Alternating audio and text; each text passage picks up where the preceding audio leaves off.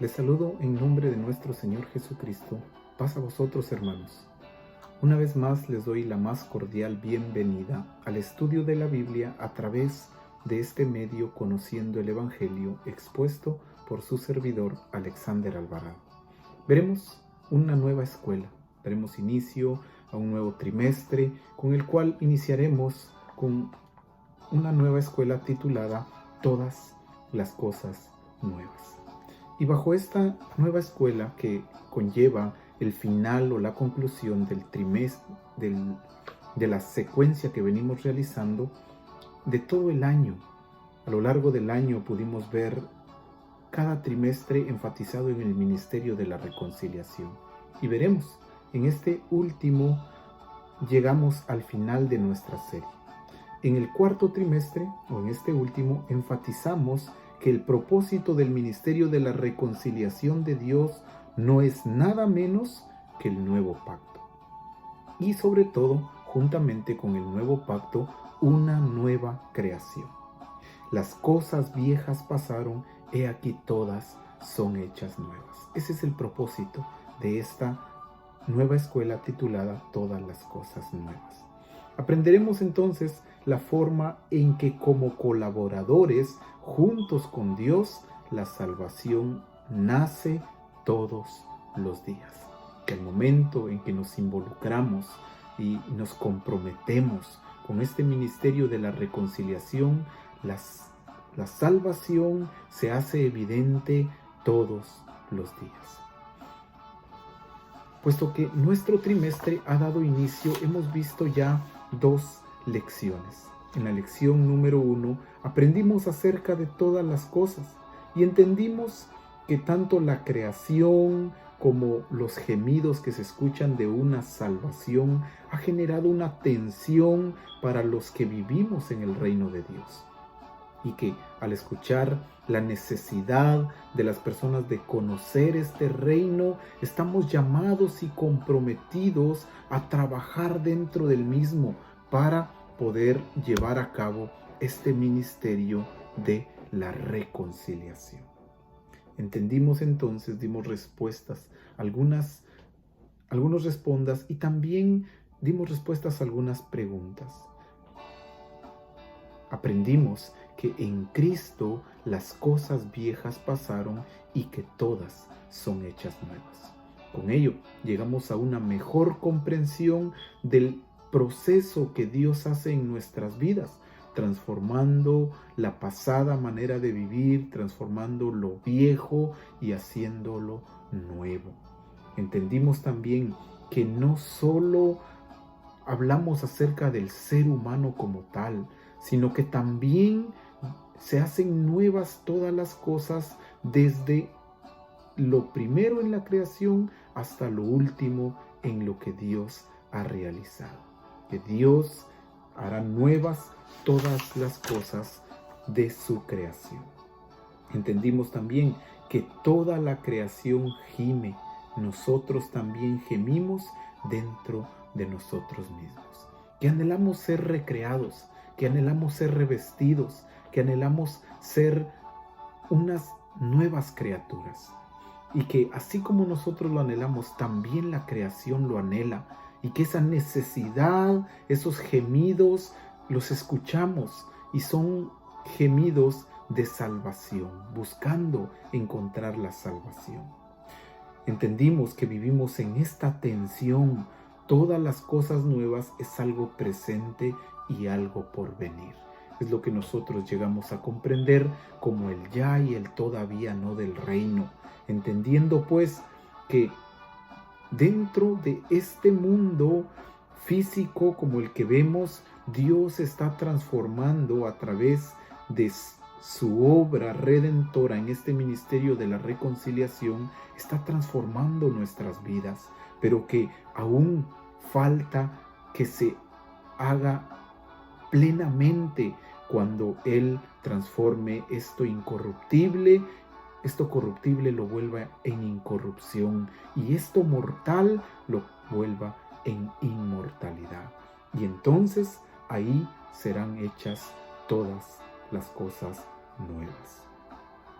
hablando no solo del ser humano como tal, sino como todas las áreas de la vida están dentro del poder transformador de nuestro Dios. Esa tensión que existe hoy en día, hermanos, es porque pues vemos que Dios está recreando al ser humano, pero que aún anhelamos esa recreación plena y total que será cuando se instaure el reino milenial del Señor. Y entonces Dios realizará a través de su poder transformador todas las cosas nuevas. Tanto el apóstol Pablo como el apóstol Juan hablan acerca de todas las cosas nuevas desde una perspectiva diferente. El apóstol Pablo, por su parte, nos regala en la segunda carta a los Corintios, en el capítulo 5 y su verso 17, de modo que si alguno está en Cristo, nueva criatura es. Las cosas viejas pasaron, y aquí todas son hechas nuevas.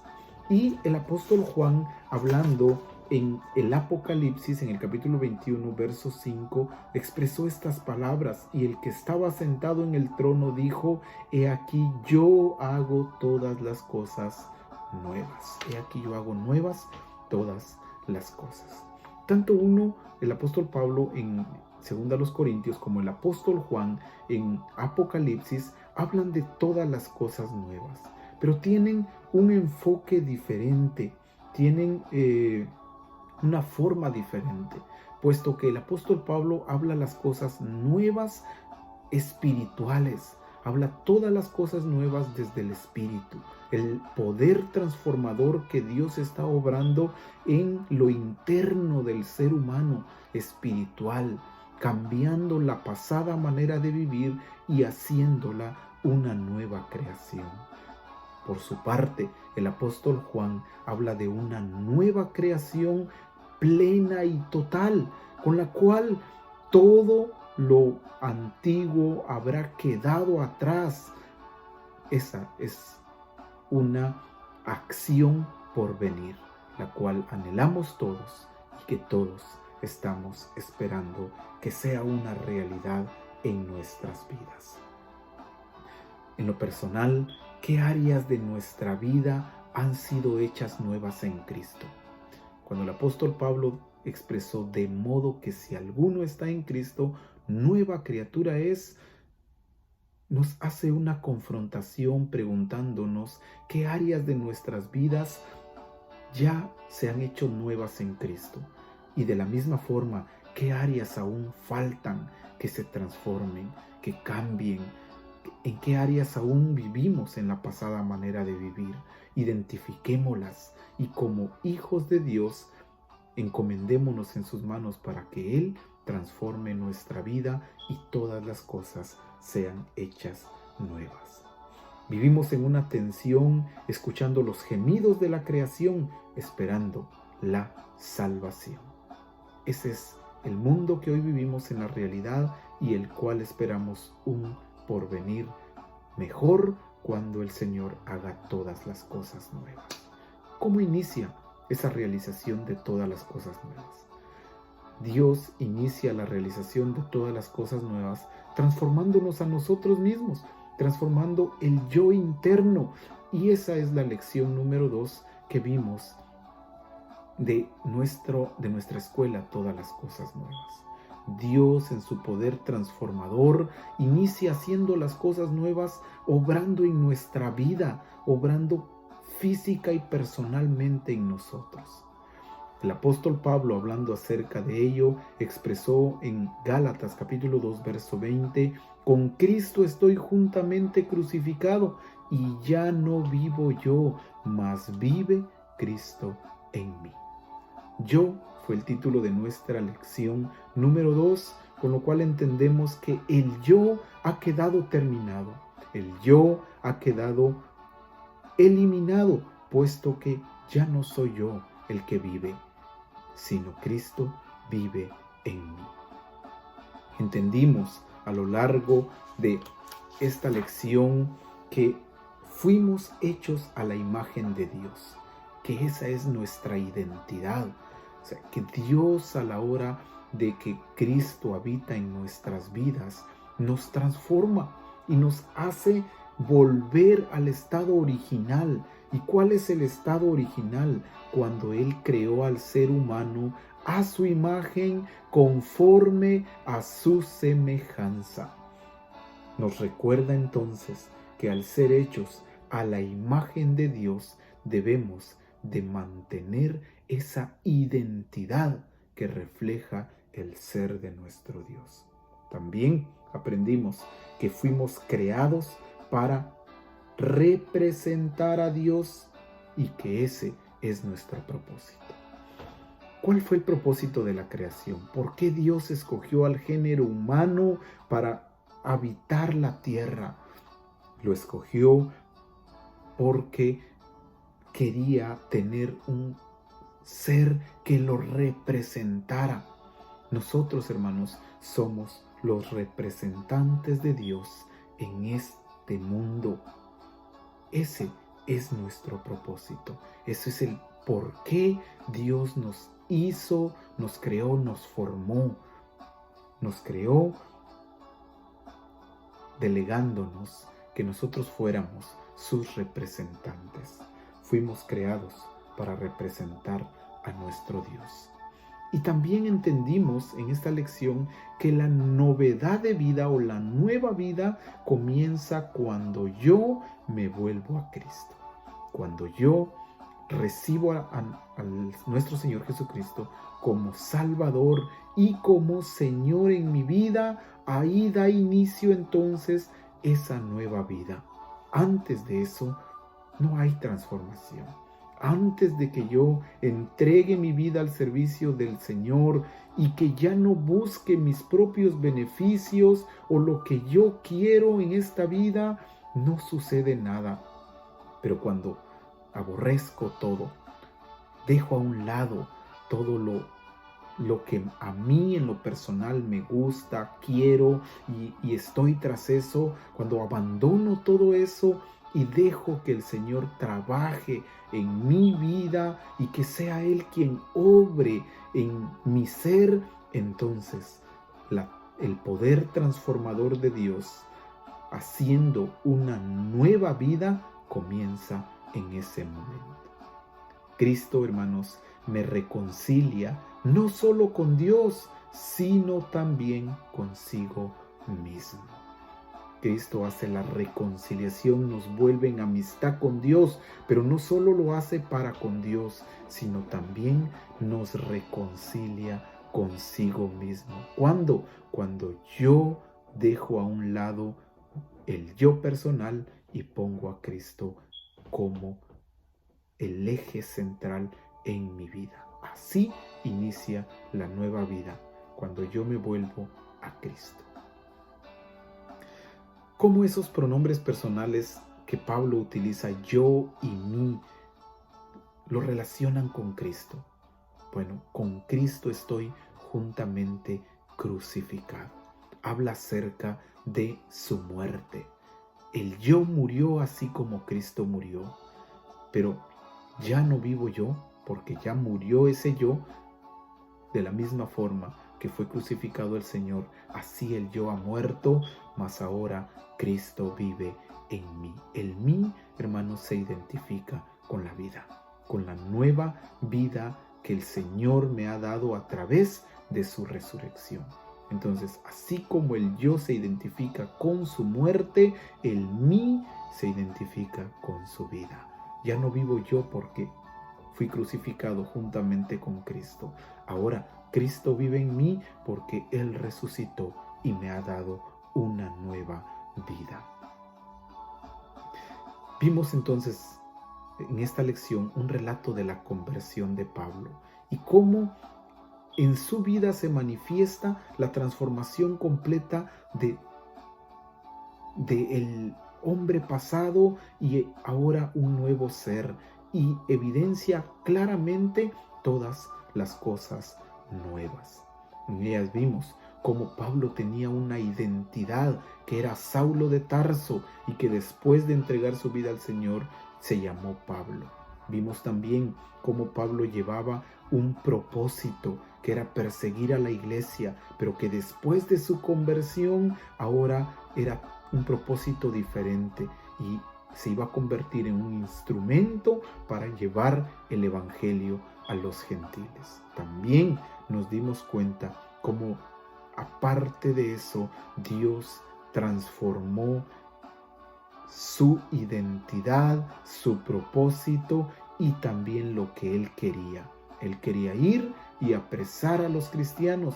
Ahora le pregunta al Señor, ¿qué quieres que yo haga? ¿Dónde iba a poner sus ojos? Dimos cuenta entonces también que la visión que Pablo tenía era una visión del mundo, una visión de la pasada manera de vivir, pero que la visión que Dios le da ahora es una visión de lo nuevo.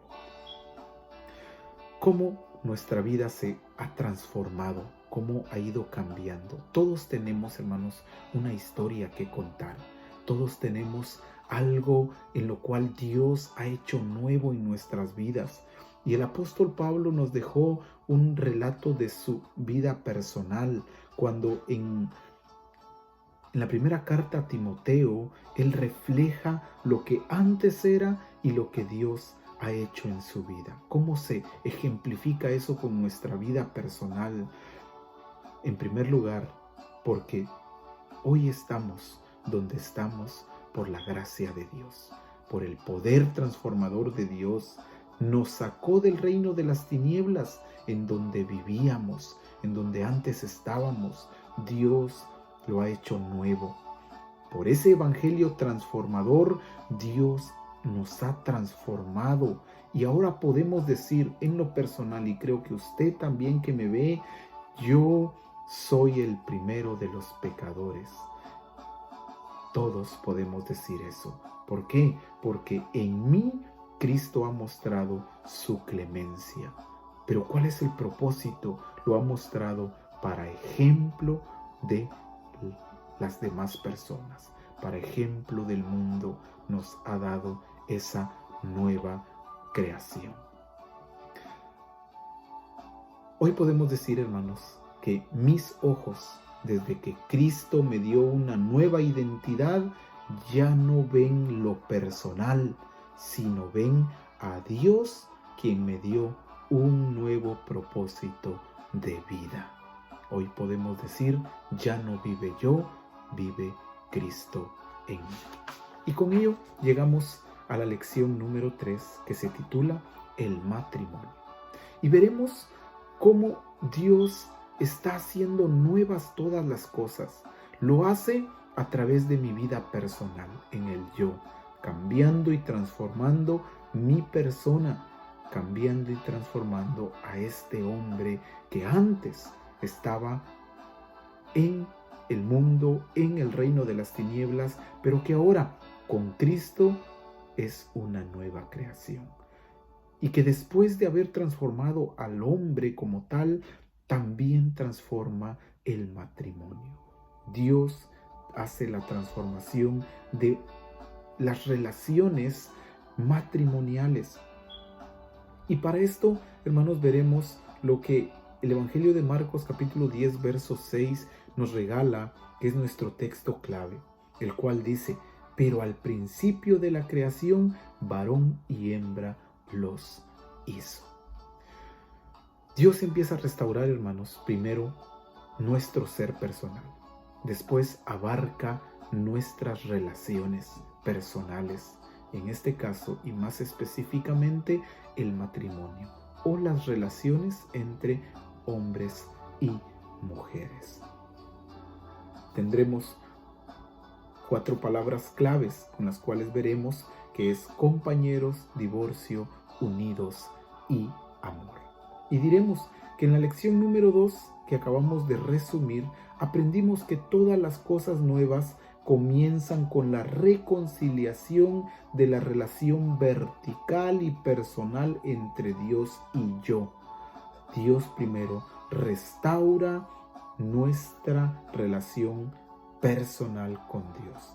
Si estoy en paz con Dios y conmigo mismo, entonces la nueva creación de vida ofrece sanidad para todas las otras relaciones horizontales que definen la experiencia humana. En otras palabras, la transformación de Dios se ejerce de una manera vertical. ¿Y cómo vertical? Viniendo de Dios para nosotros. Primero nos transforma a nosotros de una manera vertical, para que después de haber hecho la transformación en nuestra vida, nosotros, con su ayuda, Él empieza a transformar nuestras relaciones externas, que son de una manera horizontal. Todos los que están a nuestro alrededor.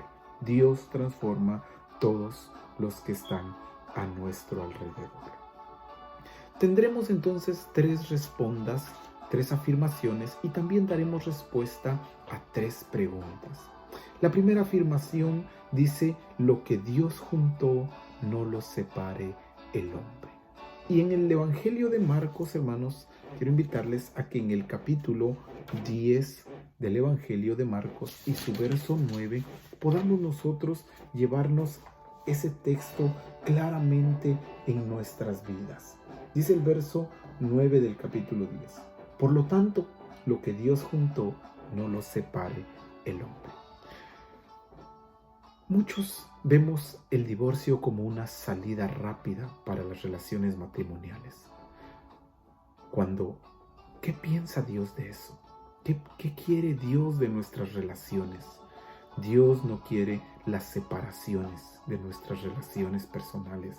Dios no quiere las divisiones de nuestras relaciones, sino todo lo contrario. Dios quiere la unidad, quiere unirnos en nuestras relaciones, fomentar, hacer crecer nuestras relaciones en el amor.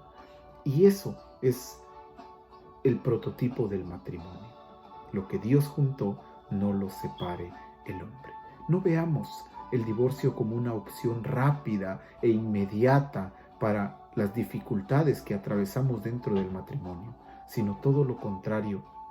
Veamos el matrimonio como una institución divina en la cual está unida por Dios a través del amor, y que es ese amor lo que sostiene y mantiene al vínculo matrimonial.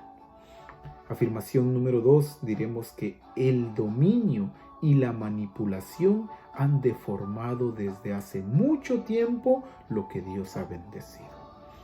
¿Qué sucede dentro de la relación matrimonial o dentro de las relaciones entre hombres y mujeres? ¿Qué es lo que acontece? Acontecen circunstancias o dificultades que el ser humano ha traído. Algunas de ellas son el dominio y la manipulación. Cuando yo veo las relaciones, cuando yo veo nuestras relaciones como el matrimonio, con el objetivo de sacar un provecho o un beneficio, lejos de dar, lo veo con el propósito de sacar algo, caemos en estos 2 puntos, tanto el dominio como la manipulación. Y creemos entonces que nosotros debemos dominar, y surge entonces un conflicto grande entre quién es el que va a mandar, quién es el que manda dentro del matrimonio, el hombre o la mujer. ¿Quién domina? ¿Quién manda? Pues manda quien puede manipular más al otro. Y aquí aparece la manipulación. Y entonces usamos formas de manipulación de diversas maneras, tratando de ser nosotros quienes gobiernen, quienes manden dentro de esta relación. ¿Qué pasa con un matrimonio cuando una de las partes o ambas partes quieren dominar o manipular a la otra? Han deformado desde hace mucho tiempo lo que Dios ha bendecido.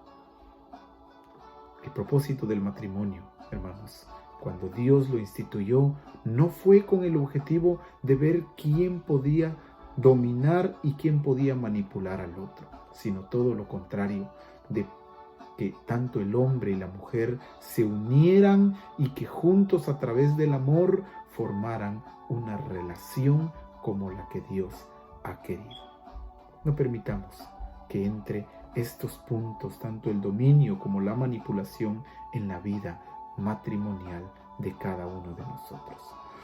Afirmación número 3. Las herramientas divinas del arrepentimiento y el perdón son recibidas y practicadas. Cuando Dios, hermanos, transforma nuestras relaciones, y en este caso nuestro matrimonio, cuando Dios hace nuevo nuestro matrimonio, queda por un lado el dominio y la manipulación. Qué lamentable es cuando escuchamos que dentro de los matrimonios cristianos aún se ejercen estos puntos, el dominio y la manipulación, cuando debe ser todo lo contrario, tal cual la afirmación 3 nos muestra y nos relata, que las herramientas divinas del arrepentimiento y el perdón deben ser recibidas, pero no solo recibidas, deben ser puestas en práctica, deben ser practicadas. En nuestra vida matrimonial, un matrimonio cristiano debe tener estas dos herramientas indispensables dentro del matrimonio. Número 1, el arrepentimiento. ¿Qué conlleva el arrepentimiento? Reconocimiento de nuestras imperfecciones, de nuestros defectos, de nuestras dificultades. Cuando yo reconozco el error que he cometido, las cosas tienen solución. Segundo punto que es importante, el perdón. Cuando uno de los cónyuges reconoce su error y pide perdón, deja la puerta abierta para que el otro ejerza el segundo punto, que es el perdón. Si hay quien reconoce, pero no hay quien perdone, la relación nunca será restaurada. Pero si se ejercen tanto el arrepentimiento como el perdón, se evidenciará cómo Dios transforma nuestras vidas.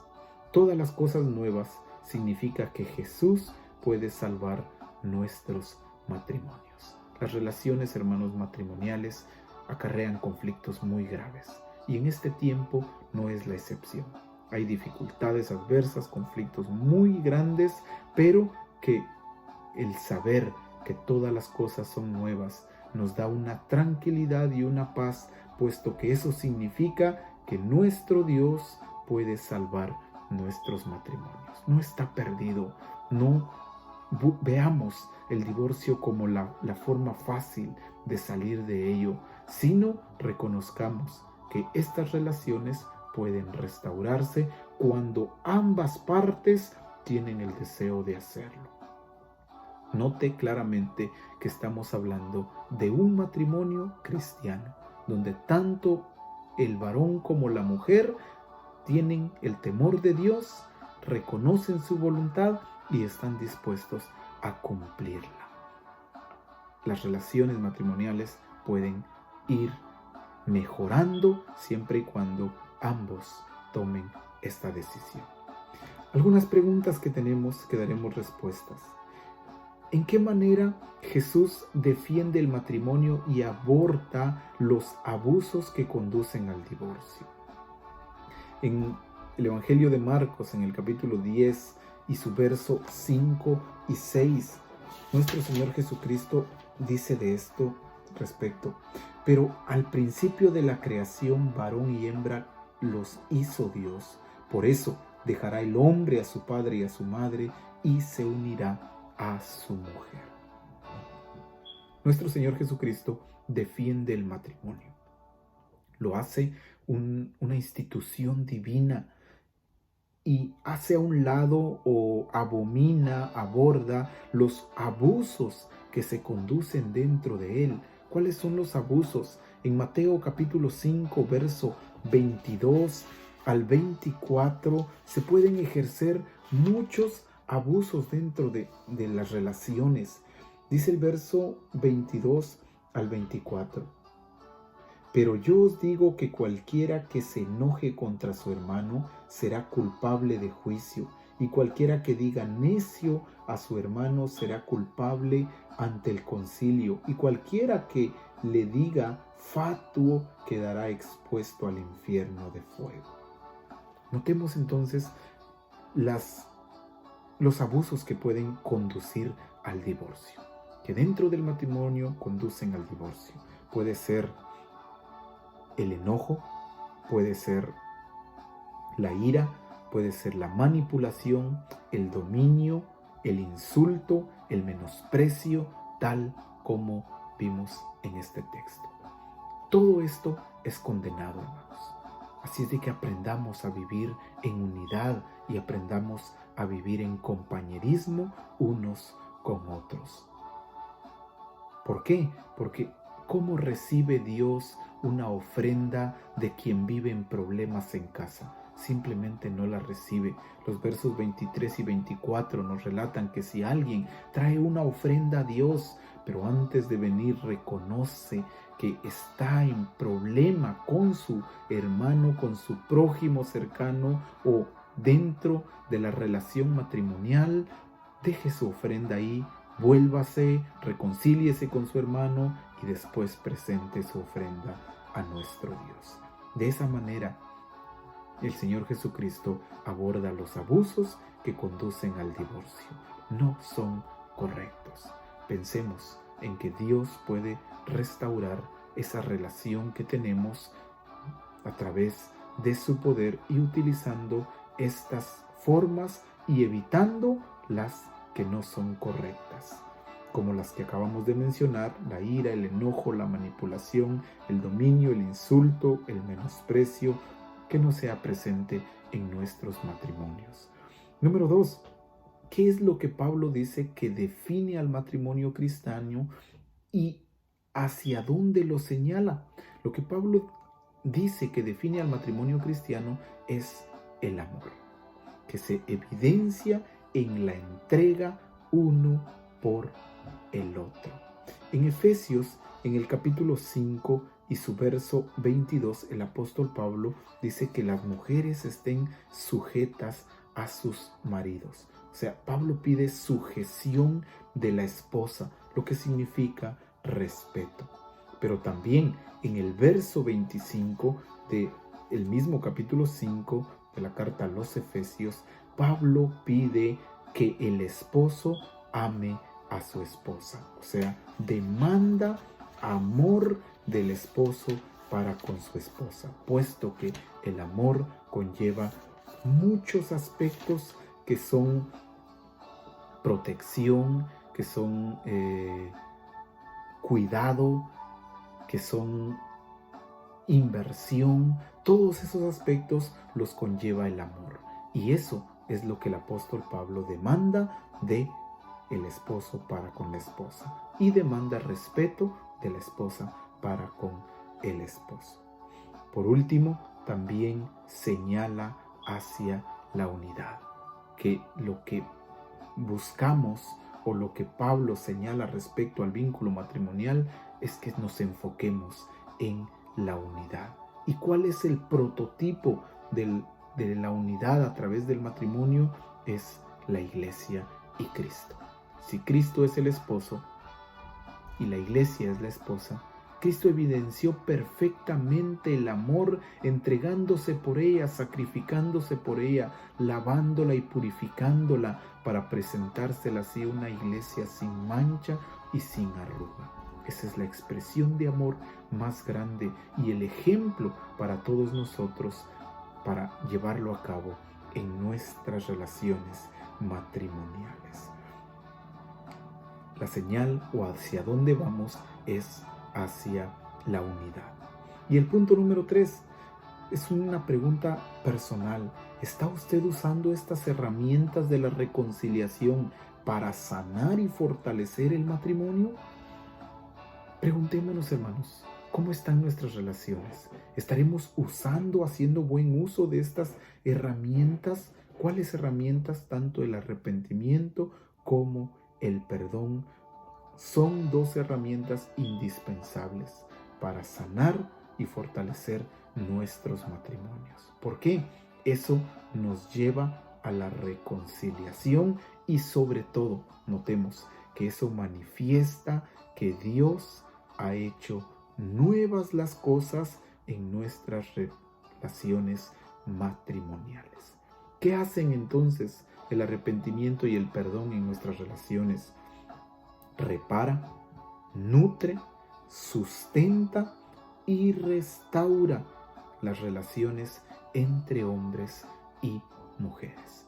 ¿Por qué? Porque eso evita el menosprecio, eso evita las jerarquías, eso evita la manipulación, evita quién manda a quién, evita todo eso y genera unidad en todas nuestras relaciones.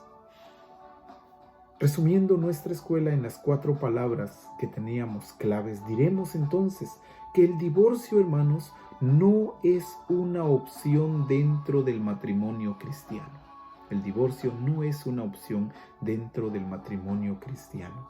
Somos compañeros unidos por el amor de Dios.